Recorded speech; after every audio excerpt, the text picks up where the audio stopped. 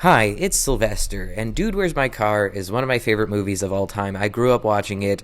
It's so funny and so crazy, just absolutely buck wild, but it hasn't really aged well in a lot of different ways. And I had this whole video on my last channel, the channel I had before this one. I had a whole video, it was like an hour long, where I just went into all of the different parts of Dude, Where's My Car that haven't really aged well, and I just analyzed the whole movie, and I thought it was a really good video, but it didn't get very many views, and I was really upset about that. So I don't imagine this video is going to get a lot of views, which is why I am putting zero effort into this video. But anyways, I wanted to talk more about Dude, Where's My Car, particularly about the representation of trans people in this movie, because it is not great. Again, this movie did not super age well. There's a lot of things about this movie that are problematic. Like, there's one scene where they give a dog marijuana, which is animal abuse. There's a little bit of racism with the whole Chinese food scene, which, as a kid, I thought that scene was hilarious, but as an adult, I realized that part of the reason why I found it so hilarious is because part of the joke was like, hey, it's a person with a foreign accent. Isn't that funny? Let's all laugh at this person's accent. And so, kind of problematic. Not kind of super problematic. There's the objectification of women. Definitely a lot of that in this movie. There's the way they show stoners is like very stereotypical negative representation of stoners, where they make stoners look really bad and stupid and lazy and like irresponsible. And just, as a former stoner myself, I can't help but take offense to the way stoners are portrayed in this movie. There's at the end of the movie, like, there's this group of evil women, and then they merge together into one hot giant woman, and that hot giant woman is the final boss of the film, and she is played by an actress who is half Indonesian. So I don't know if it's racist that the bad guy turns out to be a brown-skinned person, but it feels a little bit racist. I don't know, maybe I'm reading too much into that one. There's like a little bit of homophobia, because at one point Jesse and Chester, the two male leads, make out with each other, and as a kid I thought it was hilarious, but as an adult I realized that I thought it was hilarious because the idea of two men making out with each other was like funny, men making out, isn't that crazy? Whoa, like that never happens. When obviously men make out with each other all the time, it's pretty normal. It is not particularly funny. It is just a thing that some men do, and it's so this movie hasn't super aged well, but I still love it. I still really love it. But we're not here to talk about that. We're here to talk about the trans characters. There are two trans characters in this movie, a trans man and a trans woman. The trans woman gets a lot more screen time than the trans man does. The trans man is just very briefly in the movie, but as a trans man myself, I kind of spent a lot of time thinking about and focusing on that trans male character, or that character who's a trans man, because it just it's one of the very few times in my life where I've actually seen a trans man represented in a mainstream movie, and so it has really stuck out to me. I should probably tell you, if you don't know what this movie's about, I'll give you I'm not going to go into detail about what happens in this movie, but I'll just kind of tell you what the plot generally is. Basically, you have these two dudes, they're stoners, they're idiots, and they have lost their car. They got really, really messed up one night, and the next day they have forgotten what happened the night before, and their car is gone. But the thing is, it's not actually about they're not really driven by trying to find the car. The car is kind of secondary to the plot, despite the fact that the movie is called Dude, Where's My Car. What they actually want is to get laid. That is what drives them, because they have these girlfriends, and their girlfriends are twins, so their girlfriends have their birthday on the same day, and it's their girlfriend's birthday. And their girlfriends say, like, something like, if you remember our birthdays, if you do something nice for us on our birthday, then we'll give you a special gift. We have a special gift for you. And these boys think that it means that their girlfriends are finally going to have sex with them. So the gifts that they bought for their girlfriends are in the car, and the car is missing. So they're trying to find the car so they can find the gifts for their girlfriends so they can then get laid. Again, they are really driven by the fact that they are trying to get laid. But they do have to find their car in order to hopefully get laid. Spoiler alert, actually, they don't get laid. The special gifts that the girlfriends have for them are actually hats, not sex. I mean, they might get laid eventually, but within the movie, they don't actually get laid, which I find to be very funny. I think it's good because Hollywood likes to reward men's good deeds with sex and with women. It's like a man does something nice, he gets the girl. And so I think it's really funny that these dudes go through all this work to try to get laid, and then they don't actually end up getting laid. I think that's a great subversion of expectations. Anyway, they are trying to find their car, and as they're trying to retrace their steps from the night before to figure out what happened the night before and to figure out where the car is, they find out that a bunch of crazy stuff happened, and they are being sought after by a cult. They are being pursued by a group of hot women who turn out to be aliens, and then it turns out that these boys are at the center of like a massive thing where like the universe might end up getting destroyed if these boys, like, it's crazy. The movie it's crazy. It's super crazy.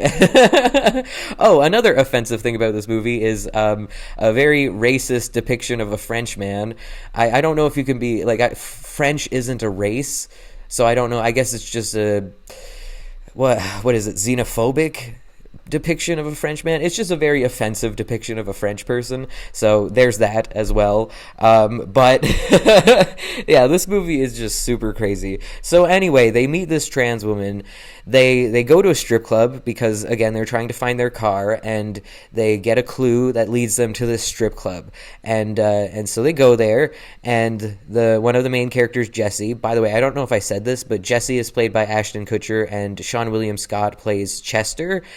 My sister had a huge crush on Sean William Scott. I've tried to film this video once already today, and I don't remember if I've said this in this video or if I said it the last time I tried to film this video, but my sister had a big crush on Sean William Scott, and I think it's because of this movie, even though I just kind of think of Sean William Scott as the really douchey guy from American Pie. What was his name? Something Meister.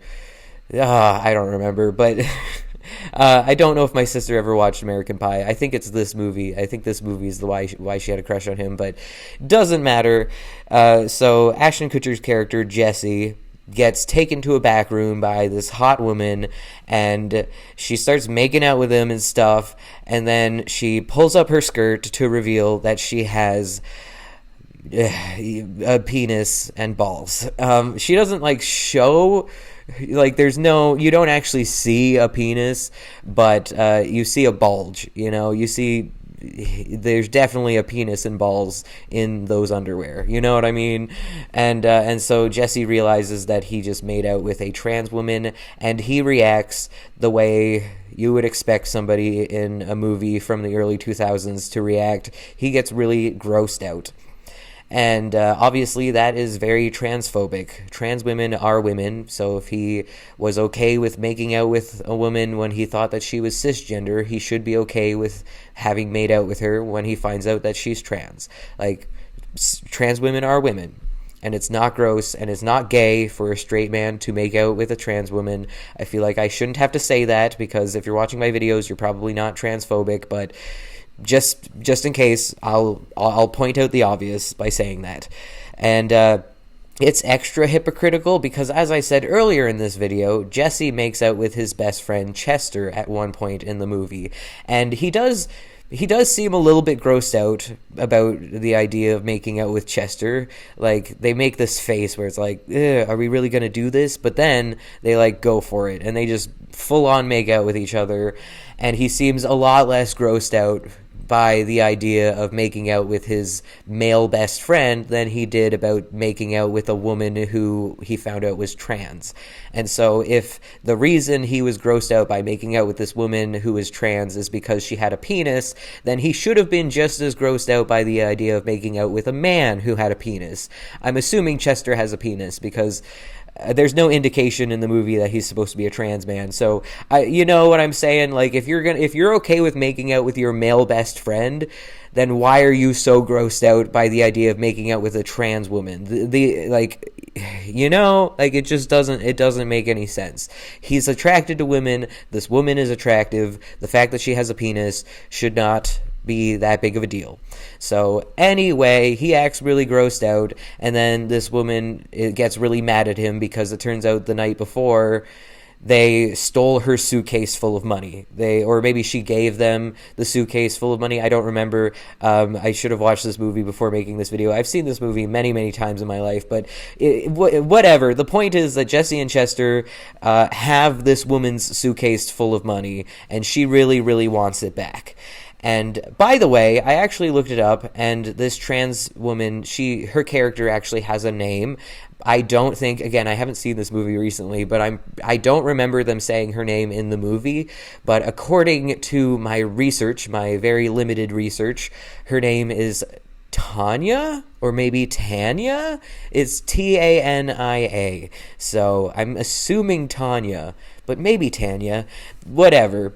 Again, I don't think they say her name, so it doesn't really matter. And I'm pretty sure because when she's acting all like sweet and like nice, she speaks in a very feminine voice. And this trans character, by the way, is played by a cisgendered woman, which is another problematic thing because it sucks to have trans characters played by cisgendered people. There are lots of trans actors and actresses out there who need work, who do not get work because they are trans, and then when you have trans characters being portrayed on the screen, they are played by cisgendered people, which just problematic, not super cool, but the fact that this character is kind of the butt of the joke maybe makes it so that it's like maybe it'd be worse if she was played by a trans woman, because again, she is kind of treated as a joke. Like her entire identity as a trans person is treated as a joke. So maybe a trans woman wouldn't have actually wanted to play this role. Whatever.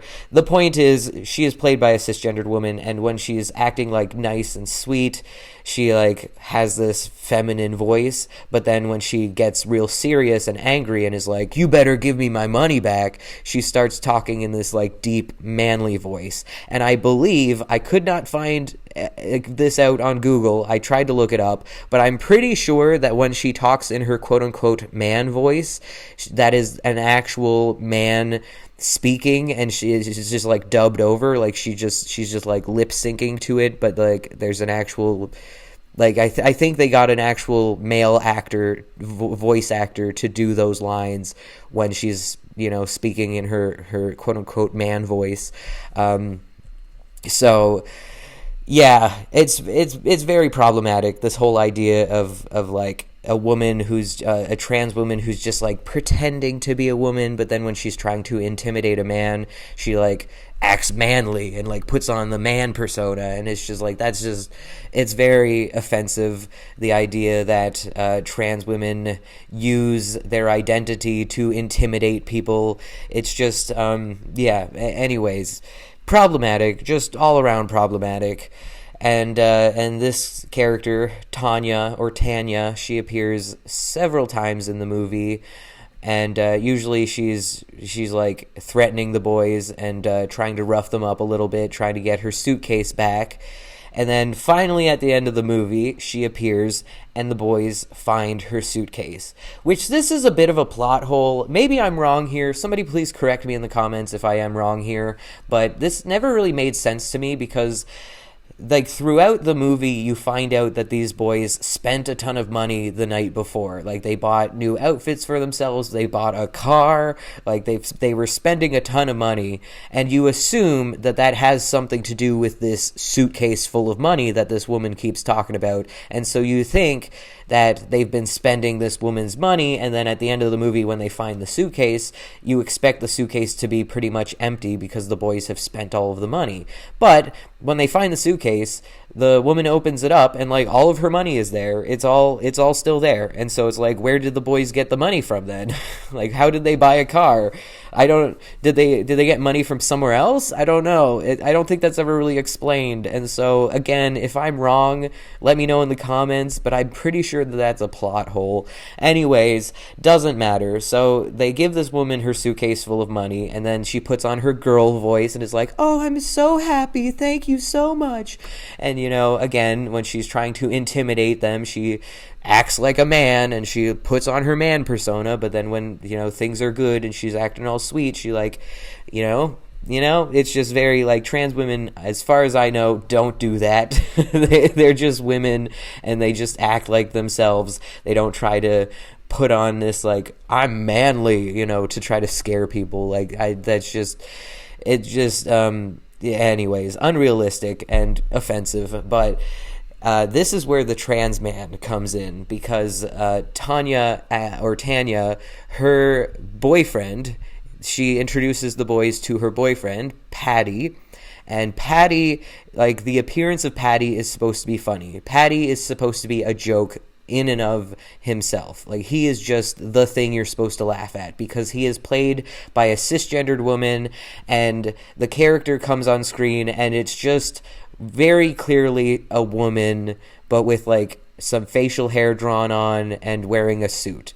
Like, it's just, you're supposed to laugh because it's like, it's clear that's clearly a woman who thinks that she's a man. Like, ha ha ha, that's so funny.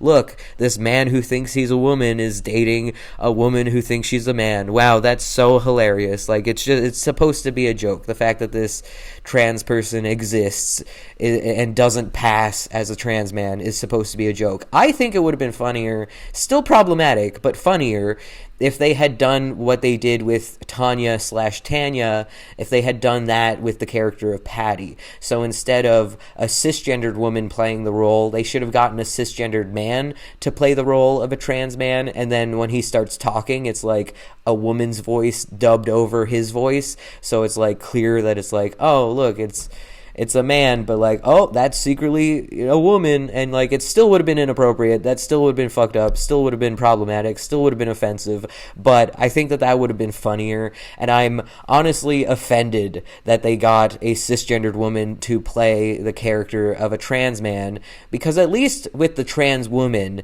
they had a woman play the character. It might not have been a trans woman, but she was still a woman, so the trans man should have been played by a man, you know, because trans men are men. And so even if it wasn't a trans man, it would have been less offensive to me if he had been played at least by a man, you know. But whatever, I wasn't consulted for this movie.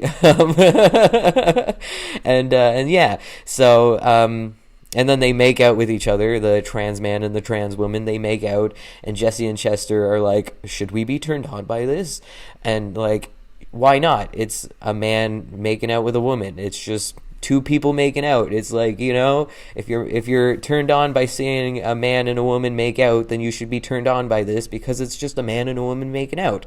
But they saw it as like, you know, a man and a woman, but like, the trans woman they saw as a man, and the trans man they saw as a woman. So like, they were obviously wondering if they were supposed to be grossed out by that, which is like, why would you be? You know, again, it's like, I see what the joke they were trying to go for there, but it's just kind of frustrating, because it's like, why would this gross you out? You know, why would this gross you out? It's just two people making out. And I mean, they were making out in a very like exaggeratedly sloppy kind of way, so like, maybe that might gross you out, but like that's clearly not the joke. The joke was supposed to be like two trans people making out. Isn't that gross? Isn't that weird? And like it's not. It's really not.